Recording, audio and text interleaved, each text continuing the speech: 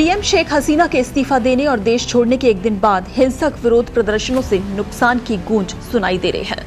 बांग्लादेश की राजधानी ढाका में भारतीय सांस्कृतिक केंद्र को भीड़ द्वारा आग लगा दी गई और नष्ट कर दिया गया। भारतीय संस्कृति केंद्र की जली हुई दीवारें, चारों ओर बिखरा हुआ मलबा, डिजिटल रिकॉर्ड जलते हुए नजर आए। इसी बीच विदेश मंत्री एस जयशंकर ने अल्पसंख्यकों पर हमलों को उजागर करते हुए पड़ोसी देशों की स्थिति पर चिंता व्यक्त की। उन्होंने कहा कि विशेष रूप से चिंता की बात ये थी कि अल्पसंख्यकों के व्यवसाय और मंदिरों पर भी कई स्थानों पर हमले हुए। गौरतलब है कि बांग्लादेश के राष्ट्रपति ने संसद भंग कर दी, जिससे अंतरिम सरकार के गठन का रास्ता साफ हो गया। सरकार ने कहा कि बांग्लादेश की वर्तमान स्थिति पर उसकी करीबी नजर है। भारत किसी भी स्थिति का सामना करने के लिए तैयार है। बांग्लादेश से लगती सीमा की निगरानी करने वाले सुरक्षा बलों को अत्यधिक सतर्क कर दिया गया है। लोकसभा और राज्यसभा में बांग्लादेश में चल रहे संघर्ष को लेकर विदेश मंत्री जयशंकर ने कहा कि बांग्लादेश के सेना प्रमुख जनरल वकार-उज-जमान ने 5 अगस्त को राष्ट्र को संबोधित किया। उन्होंने हालात को संभालने और अंतरिम सरकार के गठन की बात की। भारत अपने राजनयिक मिशनों के माध्यम से बांग्लादेश में भारतीय समुदाय के साथ में है। भारत अल्पसंख्यकों की स्थिति के संबंध में भी स्थिति की निगरानी कर रहा है।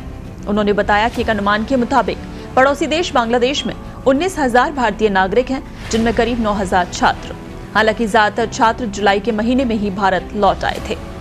उन्होंने ये भी जानकारी दी कि भारत ढाका की सेना के भी संपर्क में है। स्वाभाविक रूप से हम कानून और व्यवस्था बहाल होने तक अल्पसंख्यक हिंदुओं को लेकर चिंतित रहेंगे। जयशंकर ने कहा कि बांग्लादेश के साथ भारत के दशकों से गहरे संबंध हैं। वहां के हालात से यहाँ भी चिंता उत्पन्न हुई है। वहां जून से हालात बिगड़ने शुरू हुए और ये सिलसिला अब तक जारी है।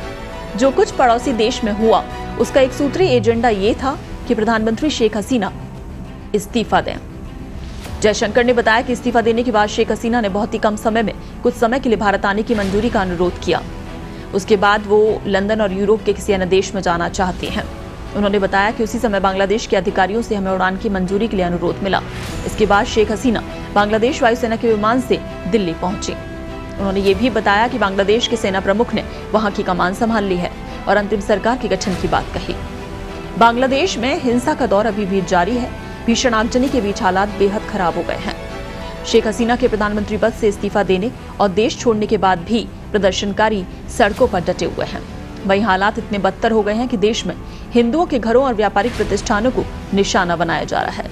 भीड़ ने यहाँ कम से कम 27 जिलों में हिंदुओं के घरों और व्यापारिक प्रतिष्ठानों पर हमला किया, उनके कीमती सामान भी लूट लिए। वहीं देश भर में कम से कम 4 मंदिरों में भी तोड़फोड़ की गई है।